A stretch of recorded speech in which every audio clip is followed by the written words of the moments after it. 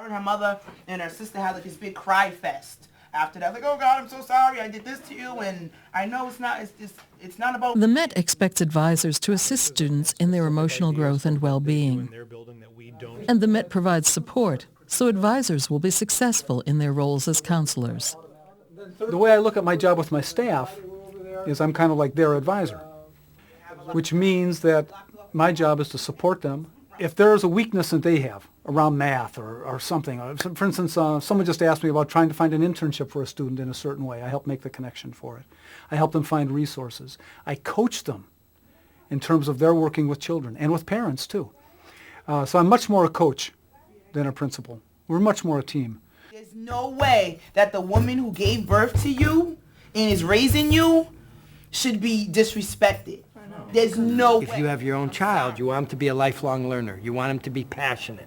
You want him to be able to take risks, to solve problems, to work independently, to be creative, to persevere, to have integrity. All those things, every parent in this country would say yes, yes, yes. And then when you look at schools, they don't teach any of this. It's not important to them. You don't hear about it. And so my thing is, how do you take those things up front and say, how do you create a school that has a kind of environment that can give a kid integrity? I think it's really up to me if I want to break that cycle. Exactly. If I do want to be happy, if I want to look past what my parents did, but then again, like, it's hard to do it because it's... I start with saying, be honest, say, what do you want in your class? It's not about putting the information into a kid. I mean, more and more the kids can get the information they want.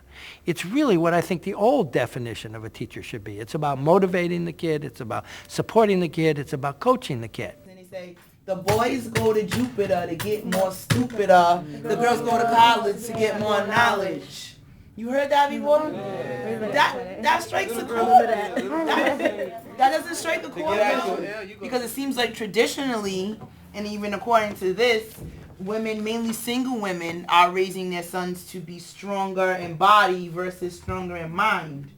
If you look at it, when a man comes home, he's supposed to come home from work, from a hard job, hands all dirty, and like his body is sore, and she was supposed to be home to clean everything. Like he's supposed to be so sore and so tired from doing muscle work that he can't do stuff like that. So the woman is the one that has to keep a whole house together and do what she has to do. In my life, the way I see Makala is as she's like a bunch of different roles, like a mother / sister / friend, because there was times when if I was going through something personal, like most teachers, you can't go up to them and be like, oh, I'm going to do this around my house, because they don't really care. You don't feel that comfort with them. But with her, I feel comfort. Like I share things with her. I tell her, like, if I'm going through something and I feel sad or I'm mad about something, I could tell her, like, somebody passed away in my family. It got me real emotional. She understands and she'll relate to you, and she talks to you and she says that you mean you're a friend, and it builds a trust over the 4 years. I am a counselor when I help a student who is grieving. I am also a counselor when I'm helping with domestic violence. When it comes to issues about sexuality, I am a counselor on a lot of levels where my students need emotional support, where families need emotional support.